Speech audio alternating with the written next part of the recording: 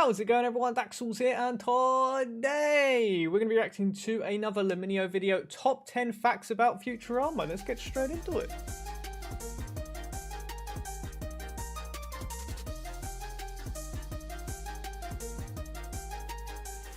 And away we go.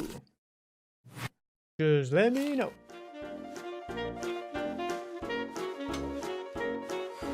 Number 1.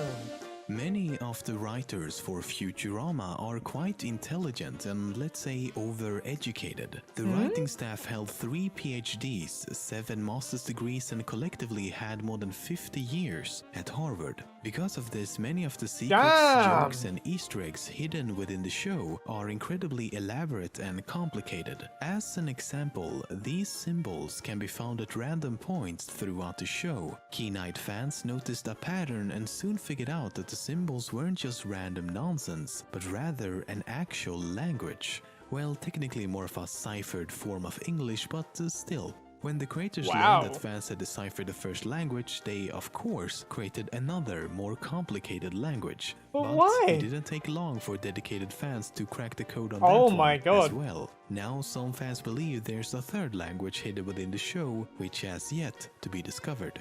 Yo, that's crazy. Why'd they switch it up though when they found out what it was? Comes from an exhibition at the New York World's Fair in 1939. Modern and efficient city planning, breathtaking architecture, each city block a complete unit in itself. The exhibit was presented as a possible model of what the world could potentially look like 20 years in the future. A sort of envisioning of the world of tomorrow. Before the name Futurama was chosen, names like Aloha Mars and Doomsville was considered. Doomsville. Owls. In Futurama, they are seemingly everywhere and can often be seen lurking in the backgrounds. But why though? Is it just a weird thing they added for fun? Actually, they have a pretty good justification for their existence. At some point before the events of the show, the city had a problem with animals like rats and pigeons. To solve this problem, they released thousands of owls into the streets. But instead of solving a problem, they made it replaced worse it with another. Yeah, okay. That's funny. I like that. Even the opening sequence has some pretty obscure Easter eggs that can only be seen if you pause at the right moment. For example, there are 3 signs with those strange alien symbols we talked about before. They read rent a human, 3D rules, and tasty human burgers. There's also this guy reading a newspaper. The paper says Moon Pie Fight in Mars Bar, which is of course a reference to the snacks Moon Pie and Mars candy bars. Okay. Bender's apartment number is 001001000, and as I mentioned, the writers are clever, so this is most likely not random. If we take this number and convert it into ASCII, we get the $sign. This is obviously a reference to Bender's greed and obsession with money. In a similar fashion, Leela's apartment is named 1I. Damn. The episode Jurassic Bark is for many one of the most sad, depressing, and overall emotional episodes. It ends with a flashback showing that after Fry was frozen in the cryogenic chamber, his dog stays there, waited for him to return for 12 years before dying of old age. The original idea, however, was to have the episode focus on Fry's mother. It would have been his mother waiting for who knows how many years until she finally just passed away. But they soon realized that might push the depression factor a bit too far and decided to replace her with Fry's dog instead. Speaking of, the dog in this whole plot point is actually based upon the true story of a dog named Hachiko. Much like Seymour in Futurama, Hachiko waited for his deceased owner at a train station for almost 10 years until he eventually passed away. Dude, that's just sad.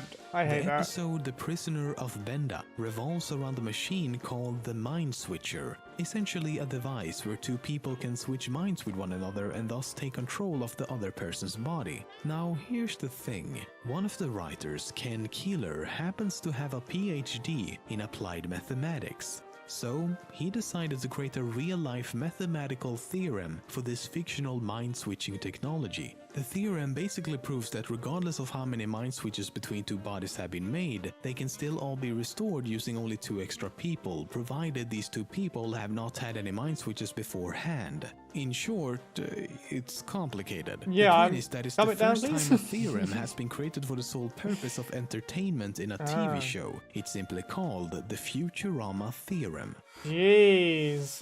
Fair enough. In the episode The Why of Fry, it revealed that Nibbler was responsible for Fry falling into the cryogenic chamber. This plot point, along with Nibbler himself, was actually planned from the very beginning, because in the first episode, this shadow can be seen briefly as Fry falls into the chamber. The shadow is of course that of Nibbler, which means it took 64 episodes before the meaning of this shadow was revealed. I want to say foreshadowing.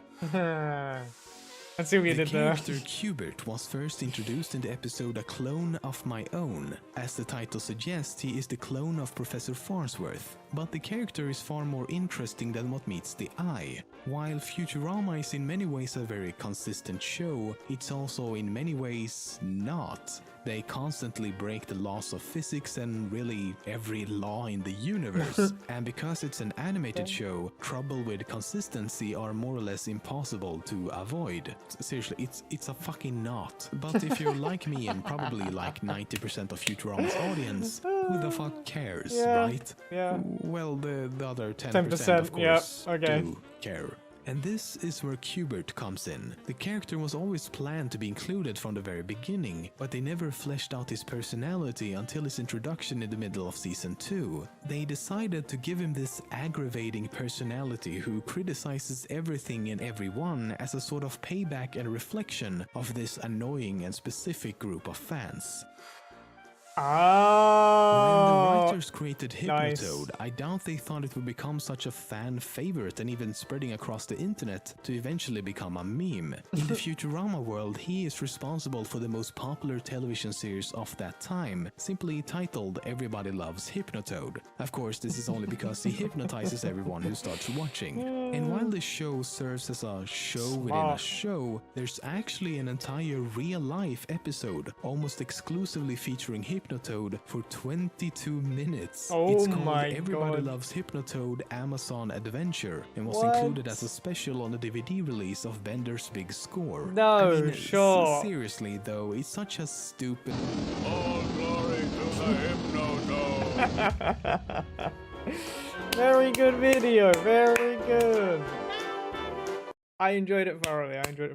Okay, everyone, that is the end of the video. If you enjoyed that video, make sure you check out the original in the description down below. Enjoyed this video, hit the thumbs up, comment what you'd like me to react to next, subscribe if you're new or just haven't yet. I will see you in the next video. Laters.